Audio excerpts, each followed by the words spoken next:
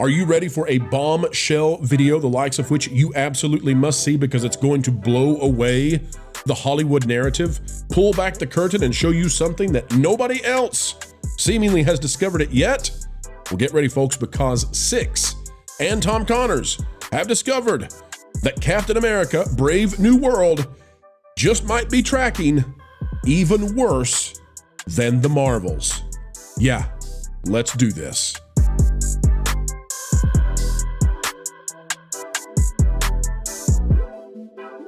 Hello, folks. Welcome back to the channel that continues to bring you the truth, explaining entertainment, keeping you ahead of the culture curve. It is what we do each and every day. We do it passionately. The Hollyweirds can't understand it, but we do what we do for you. All we ask in return is that you click that like button. Folks, we're here to tell you, we've got a bombshell report, and it comes to us via Tom Connors, comes to us via Six, and they have discovered that in the conversation about how poorly Captain America might be doing, apparently the numbers that have been given, they've been reported as if they're domestic because the numbers are so bad.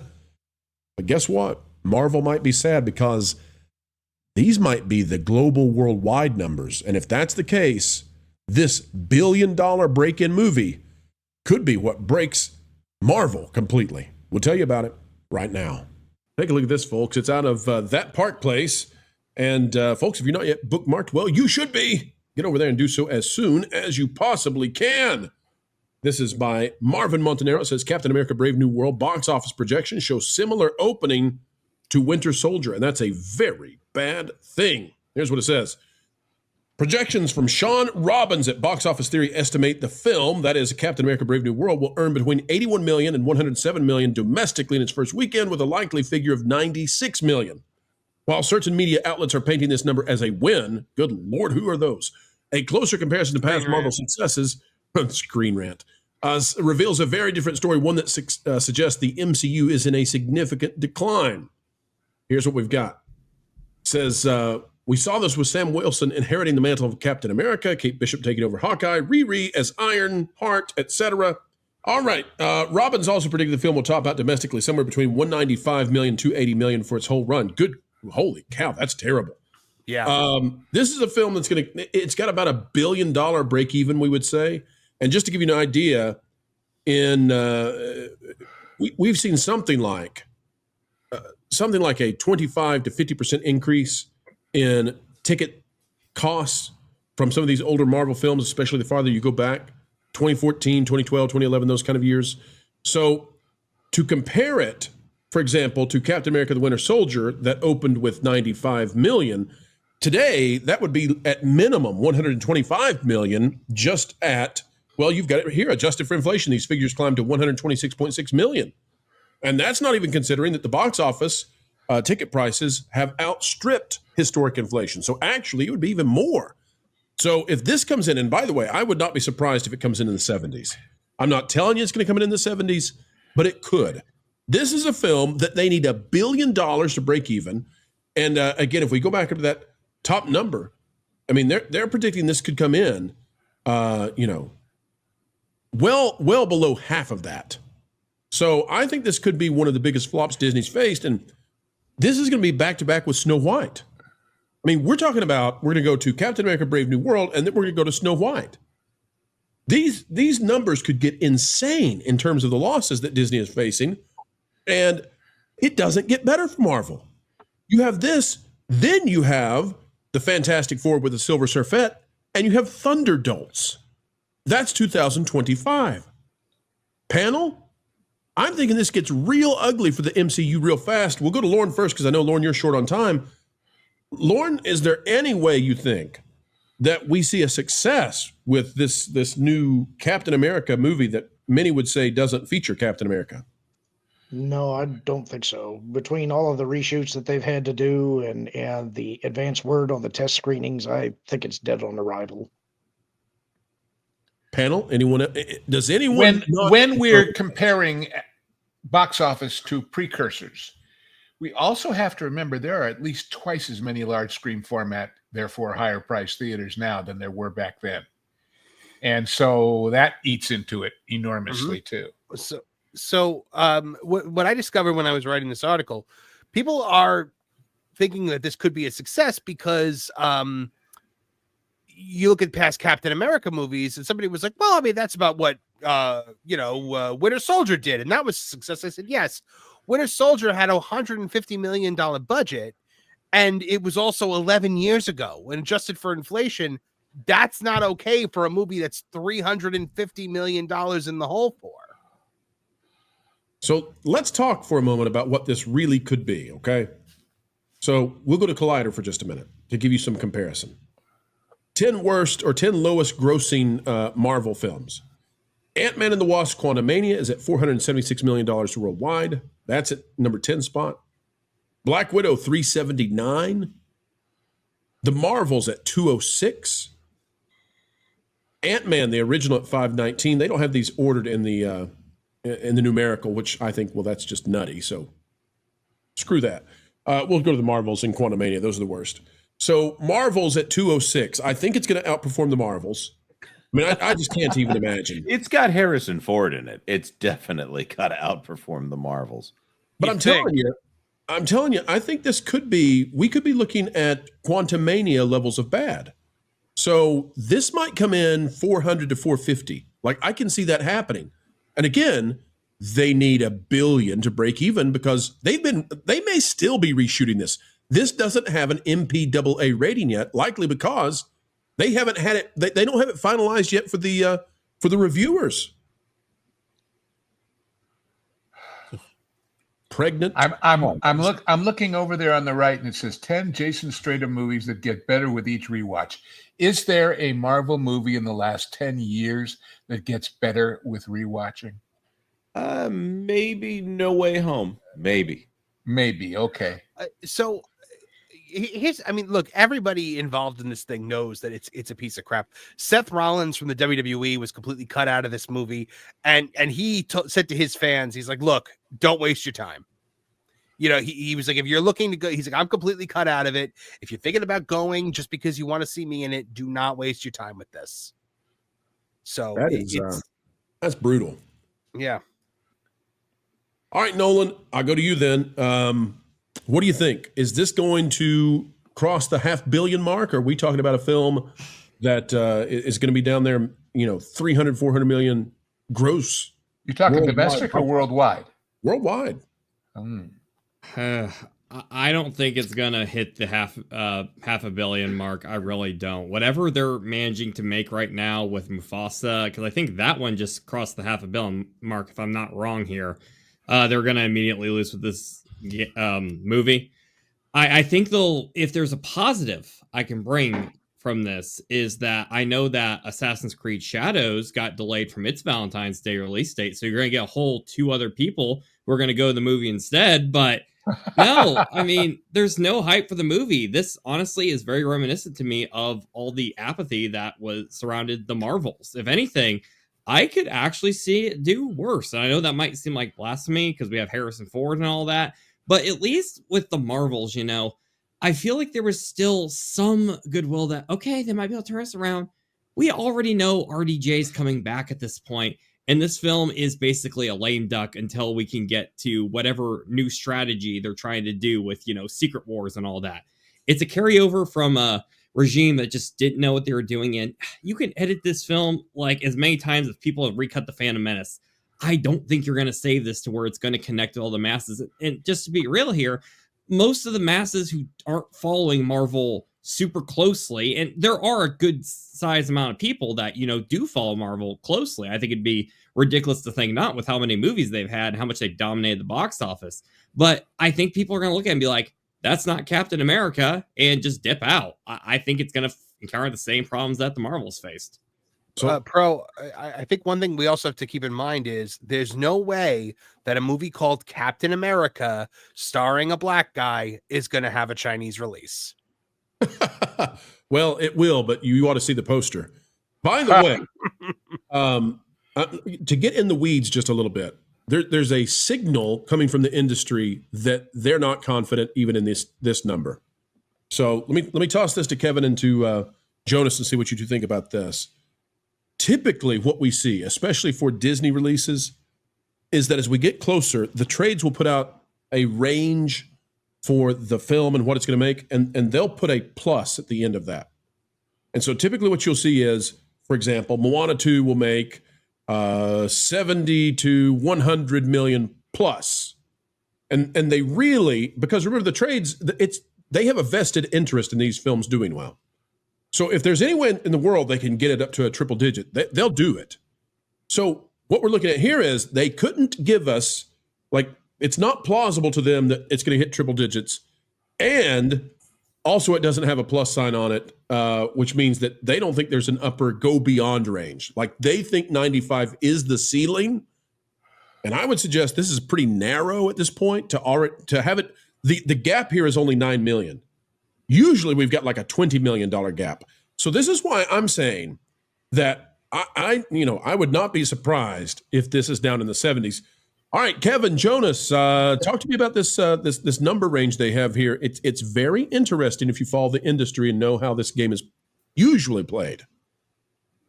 I guess, my grandfather used to say you can't polish a turd. And I guess that's kind of what this is telling us. At least you don't want to, Kevin. Yeah, at least you don't want to. But listen, we look at the trades and what the trades do. They give everybody their talking points and tell you how you need to think about whatever you're going to think about.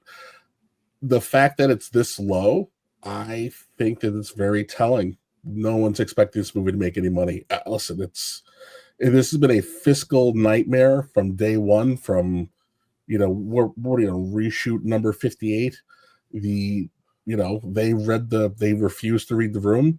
Minorities are not interested in shopping at the superhero IP thrift shop. So no one's into Captain Afro America. It's just people like Sam Wilson the way he was. This movie has been DOA since the last episode of Falcon and the Winter Soldier. Kevin, since you mentioned Falcon and the Winter Soldier, I actually wanted to ask you, what were your thoughts when Wakanda had to show up and give him a suit? Oh, for the love of God. Listen, I'll even go back to the third episode where, if anybody who knows anything about Baltimore, Sam Wilson is an Avenger. He's one of the surviving Avengers. He was Captain America's sidekick. He can't get a loan for whatever reason, even though he is doing what work for the government, which means he's being paid very well. / he's friends with Tony Stark. The police officers stop him in a street and are harassing him in Baltimore, when in reality they would have bugged Bucky because they're going to assume he's there buying drugs. It's the brutal virtue signal after brutal virtue signal after brutal virtue signal that just makes everybody wince. And then we now have to sit through a movie where fine, it's got Harrison Ford in it. Cool. We all know Harrison Ford will do anything if you give him enough money, and he doesn't have to do anything other than be surly. So this is just. Who told you that? That's a lie. I'll do anything for weed. This is a dud. So it just kind of is what it is. They are so terrified that. Well, I'll put it like this: they're not being honest about the 70, right? Because it's wishful thinking at this point. To me, I'm actually shocked they didn't say that it was going to come in at the high 60s so that when it came in the 70s they could celebrate a win. But I think they kind of know, everybody here knows this movie isn't going to make money. It's going to do better than the Marvels, but that is as bright and shiny a silver lining as you're going to get from this. Yeah. So the reason I asked you that question is because I've been thinking about this, and we've got this rumor going around that they're finally recasting T'Challa. That's the rumor, and who knows if it's true. It didn't come from us. We can't verify the sources on it. But after the Wakanda involvement in Falcon and the Winter Soldier and looking at Captain America 4, I'm wondering if they didn't feel like Anthony Mackie, and this is going to sound weird. I wonder if they were worried that he wasn't black enough. So they were like, okay, we need to make his blackness a central theme of this character. Like, he can't just be the action hero who shows up. He has to be, oh no, we have to make sure that his lived experience shows up on screen here. And I actually think that might be why people might be off-put by this film. right now, because you've taken a white character who is the whitest of the white, Captain America, blonde, blue-eyed guy, and then you replace him with his black sidekick, and then you take that black sidekick and have him do an 8-minute monologue that is generic, do better, for 8 full minutes lecturing America. When Captain America gives a speech, he gives a rousing speech about how we can aspire to be great things. And they give this guy, out of the bat, they give Anthony Mackie, a charming actor, 8 minutes of, do you know what it's like to be a black man in America? In like, Baltimore? Seriously, guys. You know, I have Mackie? Not only do they replace Captain America, but first they replace him with the archetype of what Captain America is, with another white blonde male who is a decorated U.S. soldier who has done nothing wrong but accept a job that he was offered, and we're meant to demonize and villainize him and use him as someone to throw tomatoes at for the entirety of the series. It's disgusting. Listen, don't forget too, it's no son. When we first meet Sam, he's helping other soldiers cope with their trauma and reacclimate into the world, and so you would think that should have been a major plot point in Falcon and Winter Soldier, where he helps U.S. agent kind of find his center instead of just dressing him down and treating him like he's less than the entire time. It's like Jonas said, Anthony Mackie is a very charming actor in whatever he's in, right? But you turn around and it's just so disingenuous. And and you can point to, you could find me the most wacky, septum nose having blacktivists on the planet. If you sit them down and you put them in a room, privately they're going to tell you this stinks, it's silly, no one buys it. And that's why this is struggling so hard. If you were going to force him into the costume, you had no business making this a black-white thing when people are tired of this. You should have just let Sam Wilson stand on his own in the costume and remove the color from it. The color in this is what's killing it. And I feel bad for Anthony Mackie because this is something that will derail his career. This is going to be a failure he's not going to recover from. I was going to say, I have no idea how much he's getting paid. And with all these reshoots and everything, it's got to be phenomenally lucrative for him. And it will leave him high and dry. He will have to take a year or two off and then come back in a rom-com or something totally divorced from superhero world. And I can't wait, if I live long enough, 15 years, 20 years from now, when he writes his memoir and tells the real backstage story of the shoots and the reshoots and the everything else of this movie, because it's got to be one hell of a tale. Because they basically say to him, "Look, you're stuck. We're going to pay you, but you got to be here. There isn't anybody else we can let other people go, but not you, man." Secondly, when you see these numbers, you got to remember who reads Variety. It's not just people in quote unquote the biz. It's exhibitors. Exhibitors have a problem. When we hear about the split between the studios and the theaters, remember, please, that the studio gets the lion's share for the first few weeks, and then it starts shifting the other way. But if a movie doesn't make it any more than those first few weeks, they're screwed. And I'll give you an example of what's going on. I don't know if you saw this today. Alamo, this wonderful come in, eat, drink, everything theater chain in Texas, is laying people off left and right. And if they are, you better believe all the big chains are about to start doing it too, because between a lack of supply, look at the pictures that are nominated for awards and tell me if any of them could fill a 400-seat house in a multiplex on a Saturday night. Not one. Not one. Everything that we were talking about for the last year or two is going to come home to roost big time this year. And so hang on, gang. It gets worse before it gets better. Hey, Tom, talking about this, am I making too much out of the fact that they don't have the 95 million plus? There's no triple digit. Like, do you think that that's just being persnickety on my part? Or do you think that maybe this is really the ceiling and they don't think that it has any way of making triple digits? Maybe that bottom could fall out. Oh, no, this is accurate. Not only is this accurate, people are running with this as the domestic. I think this is the worldwide. Oh, because everybody forgets how low the last 2 Marvel movies that weren't Deadpool and Wolverine have opened up to, and the company that they're using to go off this stuff by, that's basically that their claim to fame is that they were one of the few outlets that predicted that Deadpool and Wolverine was going to do great. wait a minute. Hold on. A 5-year-old could have predicted that. Hold on. if you are accurate, and if that is the worldwide opening, because nobody is saying domestic or worldwide in any of this. If you read through it, they're just saying 86 million to 95 million. At no point do they say either or the other. And if you ever look into this any other time, they normally say, X amount for the domestic and then for worldwide. Is it opening everywhere the same day? That's it's all Disney. Marvel Chances does are, anymore. yes. Yeah. 2.5x is what we would expect this to do, maybe less. We would be in Marvel's territory. So if that's true, Tom, you're suggesting this would get 200 to 300 million for the Marvels opened up to $45 million, and Brie Larson is a bigger star than him. I'm sorry to say it, but it's true.